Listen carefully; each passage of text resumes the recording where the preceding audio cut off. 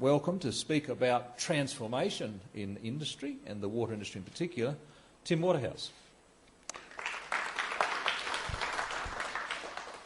Thank you, Neil. I think I should start by saying that when I was asked to give a keynote speech, my view was, well, I think a keynote speech ought to try and stimulate some debate and perhaps even some good controversy. So today I intend to try and do that. In doing so, I think it's really important for me to stress that in doing so I speak as myself, not as or on behalf of the Water Industry Alliance or indeed any other particular organisation. So, what are we doing here? Sorry. Some of you who know me know that I spend some 20 or 30 hours a week on a voluntary basis working with startups, entrepreneurs and small businesses, trying to help those organisations establish and grow. And that work is historically, traditionally been pretty much in the IT and communications area, although increasingly I'm finding it's moving into areas like manufacturing. So that's a big part of my world. The other part of the world is the water sector, and I come back into the water sector, and one of the things that I find is it's so different. It's so profoundly different that it's quite shocking. I find with the people I work with on the entrepreneur side, the IT side, even the manufacturing side, a real preparedness to look out there and say, what are all the crazy ideas, what are all the radical ways we could look at the world, what are the opportunities other people don't see, what are the things people are doing that are making money that we could do differently and better. I come into the water sector and it seems to me that we're very conservative, we're very incremental in our change. I understand it's highly politicised, I understand it's a traditional and conservative industry. I would argue though, reflecting on my experiences, and I did sit through the deregulation of telecommunications and to some extent electricity, so I do have some experience about what happens as sectors deregulate. I think what's going to happen very rapidly is people are going to move into our sector, and I think my challenge to us all is if we can't learn to be more dynamic, more flexible, more radical in the way we see opportunity, if we can't be more entrepreneurial, we are in serious trouble. Many of our organisations and our bodies, whether you're talking about business or whether you're talking about R&D, are under real threat. So as I've said here in the last paragraph, I hope to challenge us all. It may well threaten a few people, perhaps even offend a few people, but I believe if we can't talk openly about what we need to do, we are in real trouble. I'd also argue that this is not an and/or option. I think the reality is that we have to change. So I'm going to argue over the next 20 minutes or so that the way governments, business and R&D are funded, whether that's grant funding, revenue, whatever it is, all of those models are being forced to transform. And they're transforming typically to entirely new models. Disruption is a very popular word, particularly in other sectors. And 10 years ago, I guess, disruption in the IT area was very much about the technology. So people say, well, I've got a mobile phone. What can I do to disrupt something? What can I do that can disrupt some existing business model with my mobile phone? It's interesting, in the last 2 or 3 years, though, very, very rarely does anybody talk about technology as a disruptor. Now people say, I've got a marketing model, I've got a business model that's a disruptor. To the extent that it needs technology, I assume it's there or it's going to be there very soon. If the current generation of mobile phones don't have enough processor power or enough bandwidth, they will have within a year or two when I'm out in the market anyway. And so I think the whole view of what's disruption has changed from being about technology driven, which makes perhaps us a bit more comfortable in the water sector, to being about what are the radical market approaches you can use. And we should be very nervous about that. So I would argue that established organisations in water must challenge the old business and funding models or risk being outmanoeuvred because disruptive challenges will come along. So what are the threats? Well, market challenges typically look for high margin revenues and find ways to share it. And it's interesting that I literally sit down with perhaps a group of 2 or 3 people who say, we've done an analysis a big bank, of ANZ or someone's business model, and we see a sector that's very profitable, that's really inefficiently run in the way it's done, and we're going to get in there and we're going to take that over. We're going to take that chunk of revenue off ANZ. And the reality, as we well know, is that just these days, just maybe 3 people in the back room can actually do that. So we only have to look at what Amazon did to books to see that. The second thing is that historically it was expensive to do this, and one of the big things about startups, particularly in the IT area, is that even 5 years ago, to fund an IT startup, you had to provide them with $20 or $30 or $100,000 for servers and all sorts of technology. Now, don't worry, give them a couple of PCs, do it all in the cloud, rent the service for as long as you need at very low cost. So startup costs, entry costs in all sorts of technologies are reducing very fast. So small businesses can challenge large ones, and realestate.com, as we all know, tore the heart out of classified advertising for Australian newspapers, along with some other organisations, to the extent that Indian newspapers bought the business, but it really indicated the massive transformations that some small startup can do where they see a big revenue stream and a better way of doing it. In the water sector in particular, I think there's a tendency to think it's a nice, safe, regulated, controlled system, governments, it's very political, and governments have got lots of rules and regulations here, so we're protected by that. Well, I would argue that those protections might be not as strong as you think. Some of us may have noticed that only a few weeks ago, Uber came into South Australia. The government immediately announced, to hell with that, we're not having you here, it's all very illegal, all very bad, evil. And within weeks, suddenly, after a social media campaign and an enormous amount of political pressure, the process basically got approved. So let's be clear that, people can use things like social media now to demonstrate that they've got a much better, much cheaper, much more efficient solution, and can make enormous political and other changes in a surprisingly fast and efficient way. So really the message of this slide is that size, incumbency in the markets, entry cost and regulatory barriers are no longer strong defences, and anybody who thinks they are might well be kidding themselves. Well, I don't need to tell people in this room, I'm sure, that we've seen big changes in water.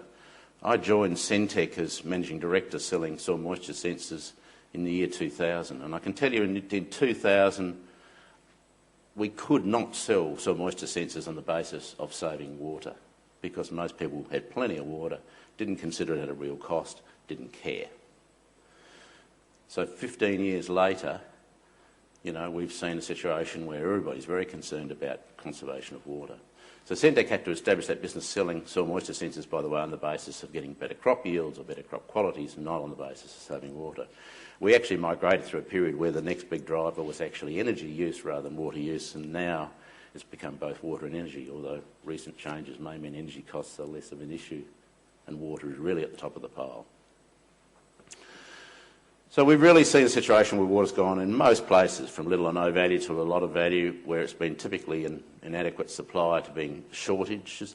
And any of you who read about the US or have experienced the US, the situation across the US is just dramatic, absolutely dramatic if you do your reading about both surface water and groundwater resources and the crisis that is occurring at a rapid rate in that country. So there are huge commercial opportunities in this, and businesses everywhere are seeing that. In the investment community, there's a lot of money washing around, we all know that, not least of which is all of our superannuation. But finding strong long-run returns on investment, as distinct from flash-in-the-pan short-term returns, is getting quite difficult. And in particular, if you want to do those investments in what might be called the sustainable sector. The reality is water is a limited resource. It means that water services and infrastructure do offer great opportunities. Now, the investment committee have struggled a bit to understand how to do that, but there is no doubt that there is now a rapid evolution and understanding in that sector about how they might get into the market, influence the market, and indeed, in the end, of course, aim to dominate those markets.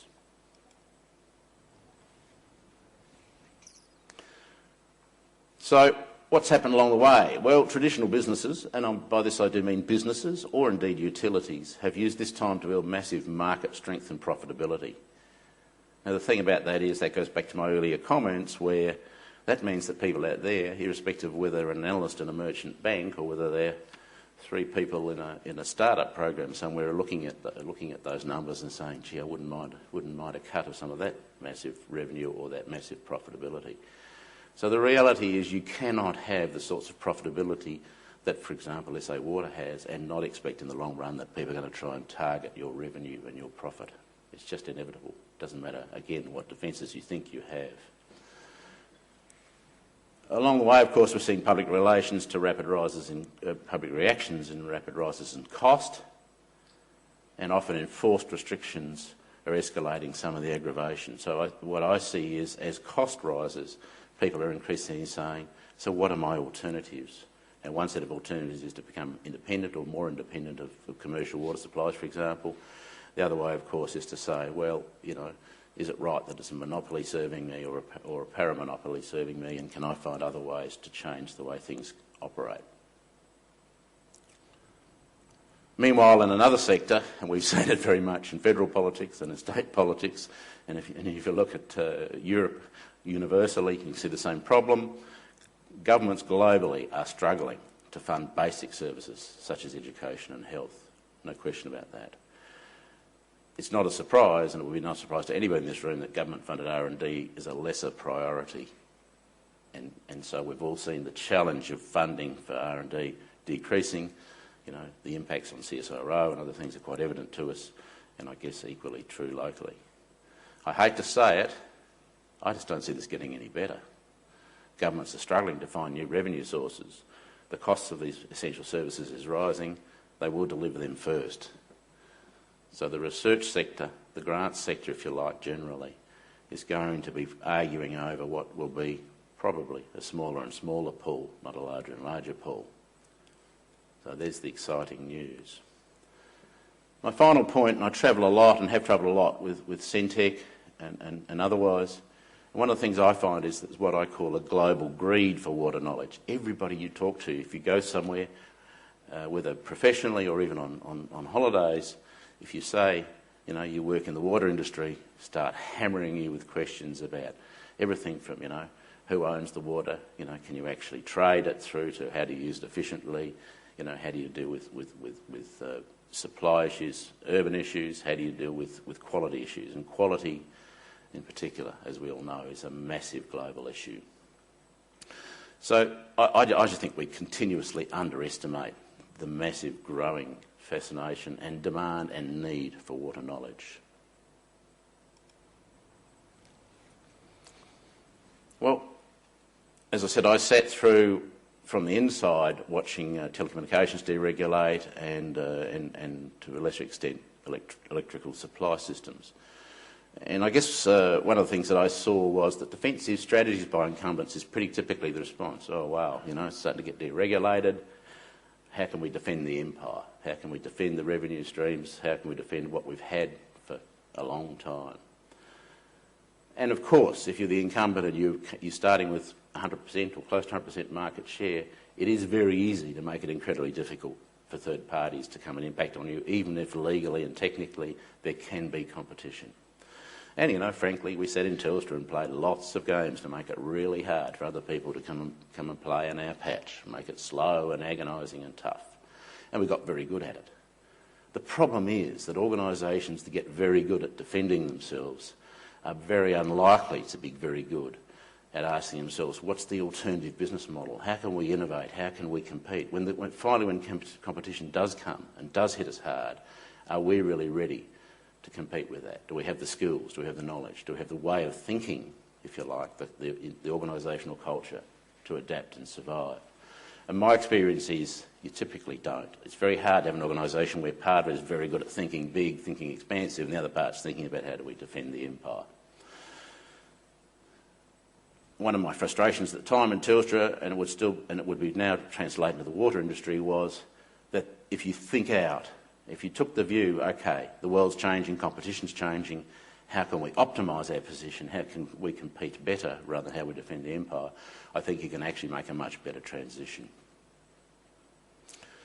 So the survivors and the new entrants into those industries have created business models that can teach both incumbents and indeed challenges, how to survive and thrive.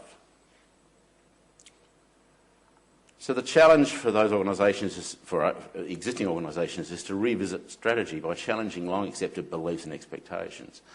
And that's a great part of my frustration coming back into the water sector from the other sector I work in, which is that there are just so many unwritten, accepted rules or outcomes that people don't even think about challenging. The assumptions that may be wrong and that someone else will challenge and just might break you with. So there are huge opportunities for all truly innovative incumbents and new entrants. Well, I know that many of you in this room are in the water research game. I wrote this slide a week or so ago and my headline was "Cash is the problem." I heard last night that there was a discussion to this effect in this room yesterday, and I'm sure that's true.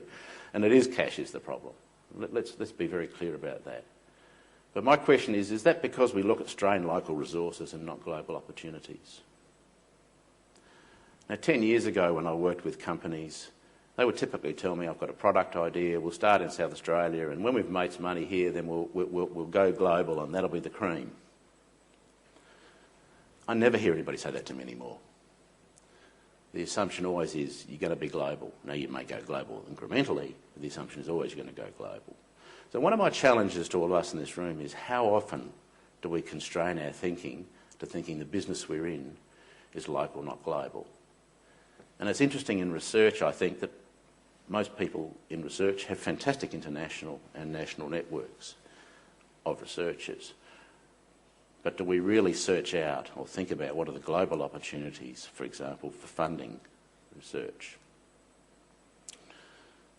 Given that I've said there's a limited pool of local funding, I think one of the things that we see from the Water Industry Alliance point of view is that competition between researchers and centres, individual people lobbying individual ministers or individual bodies for funds from a limited pool doesn't really help any of you, is my argument.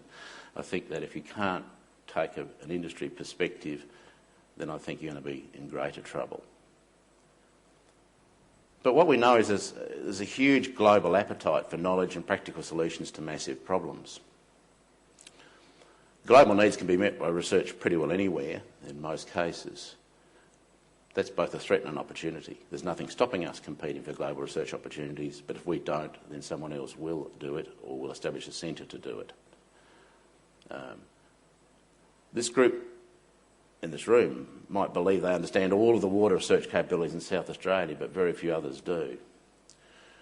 One of the things I've learned, and I spent 5 years of my life in state government, was that, of course, all ministers will stand up and talk about the parts of their portfolio, and in doing so they'll talk about research in water. But real action happens in government when you've got a political champion. Someone who doesn't just talk about those things when they're on a trade mission or opening an event in that sector, but someone who is all the time banging on about, look at the capabilities we've got in South Australia, look at the research capabilities, look at the wonderful wisdom we can add. Now, this is not a criticism of ministers, but because the reality is that strong political support goes where ministers see identified capability and opportunity. In the entrepreneur space, just 2 years ago, five of us sat down and said, there's a lot of entrepreneurial stuff going on in Adelaide, absolutely no political support for it. Nobody seems to know about it. So 5 of us sat down and we drew up a list of programs and activities for supporting entrepreneurs, and we identified 30 of them. A couple of weeks later, we got 11 people in the room. The list of 30 went to about 60. And that's from people, and everybody was sitting there saying, wow, we've all worked in the sector for a long time and none of us knew all of these activities. That map now has 100 activities on it. The map got published. It was effectively a transformative outcome across that entrepreneur sector. It was transformative in the sense that the sector itself suddenly recognised it exists, and people in the sector said, oh wow, there's all these centres, there's all these programs, there's all these hundreds and hundreds of people. There are literally hundreds of people in incubator centres and start-up centres across Adelaide that nobody seemed to know about, you know. And so what happened was that suddenly there was a recognition of the existence of a sector, if you like. The second thing that happened was that we started to see the emergence of leadership for that sector, of people standing up and starting to say, hey, you know, we need to talk up this thing. It's a great thing. It's a good thing. We need to talk it up. We started to see a lot of collaboration. So suddenly visiting speakers, instead of coming and talking to one of the centres here, were being offered around all the other centres to be able to expose themselves to the maximum number of people interested in entrepreneurship. So we saw real significant changes as a result of just doing a map. And interestingly enough, you know, very early on publishing that map, I got a call from the Premier's office saying, you know, the Premier wanted to come and open one of our events because he'd seen the map. And I actually said no. I got summonsed in there and I interrogated, and in the end the Premier agreed to come to the workshop and to be part of the workshop, but not to give a formal speech of a typical political nature. It's interesting that since then, by the way, in the last 18 months, I haven't actually tried to count up, but many millions of dollars of state government money has gone into innovation centres in this state, to the small ones, to the large ones, to all sorts of programs. And only in the last week, the Department of State Development has announced seed funding programs for small businesses.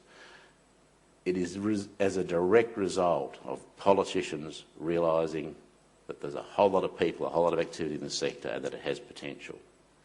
My question to you is that level of recognition exist for water research?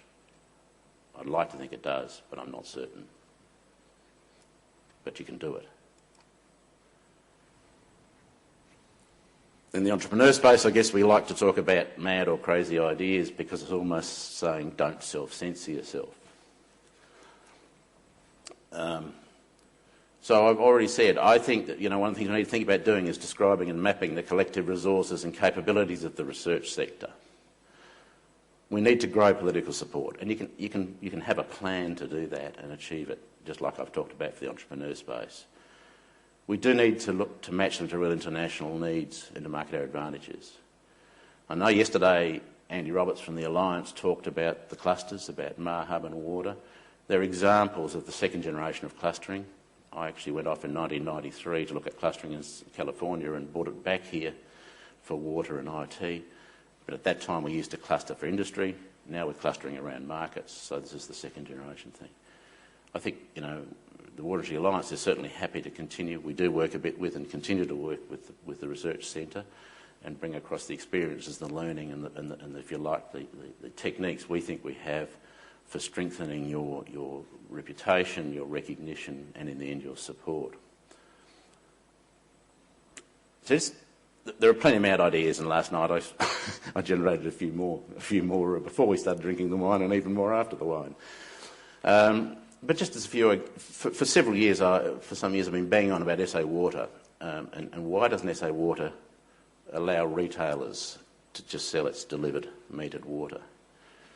You know, and the answer has historically been, well, you know, we can't afford to threaten revenue, profitability to government, dividends to government. But my question is this: is it really a threat to revenue? Or could, in fact, if we had a whole bunch of water retailers, grow sales, improve asset utilisation, reduce asset write-downs, and create new utility and retail models that we might actually be able to export? If you think about it, you know, the AGLs of the world have got a billing database out there with most of us on it because, you know, we buy our power from these companies. You know, the addition of adding water bills on that is a trivial opportunity for them, and they would probably do just a few percentage points on the pass-through. But in time, they will start to create new models, new pricing models, new opportunities. Those same companies are not in the position that SA Water is in, of having on one hand to want to sell water, on the other hand to look like you're always conserving water. So, you know, there's an opportunity for them to create new markets and to grow markets. And that's, you can argue it's good or bad, but that's a reality. If you think about telecommunications, what actually happened was that the very first telecommunications deregulation was that Optus started reselling Telstra's retail products. The advantage of doing that, of course, was that over time Optus started to understand much more about the telecommunications market and started to see where Telstra's profitable segments were and where they weren't, and it started to replicate the profitable bits first. So, you know, retail is a great way to slowly, sensibly build competition in water. And yet every discussion I've ever had about competition in urban water, people immediately jump to the conclusion we're talking about either supply or distribution. And yet these are the least likely places, the least sensible places, some would argue, to actually have competition. So, not having a shot at SA Water, but why don't we ask ourselves again these questions? Because if you look at Telstra Wholesale is now a massive business, makes hundreds of millions of dollars, billions of dollars for Telstra, selling its product only to third-party retailers. Why can't we have an SA Water Wholesale? There are other issues, and I'm not picking on SA Water here, but, you know, we've now had a deso plant for, well over a year, and we know it's coming for 5 or more years. This thing's sitting there having the capacity to produce 100 gigalitres. We know that we're unlikely to use much of it, if any of it, for a long time. What are the plans for the unused capacity of that plant? I'd put it to you that if we sold that plant to a merchant bank on the condition that the government has first right of call on its output in the middle of a drought, that merchant bank would be very quick to find third-party uses outside of its contract obligations to the South Australian government. They would be very fast to find ways to sell that water, which has probably got a marginal cost of maybe $1 or less a kilolitre, into either industry or irrigation or some other new business. Or indeed, to get more sophisticated, to ask itself what are the offsets if you in fact used it in lieu of Murray water, which could be diverted into other productive assets. Now maybe that work's going on, but I don't hear it being talked about. I don't see any progress. You know, and I understand that, you know, SA Water's got the job of running a water distribution system, but this is a major economic development opportunity. Now, similarly, there are dozens of other ideas. I've talked about some specific water industry ones here, but there are many across the agriculture and irrigation sector too, of taking a more radical view of what we could do, a different view, just breaking the mould. And that, I think, is my challenge to us all. Can we do that?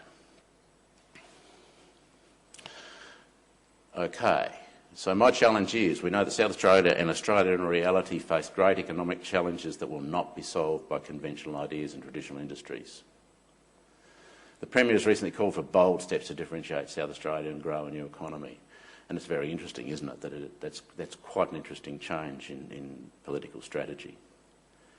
My view is that we do have massive strengths locally and nationally in water, and in an area where many others have urgent needs, little knowledge and certainly less experience. And certainly the alliance has been active with the state government in China and India, and we've seen just how unbelievably massive the demands and needs there are. So to conclude, my challenge is, how about we stop managing our sector as a threatened area where conservative defensiveness is always the driver? How about we collectively map, describe and market our skills, talents, knowledge, capabilities and experience? In other words, if you like, grow the pie rather than fight over the same shrinking pie.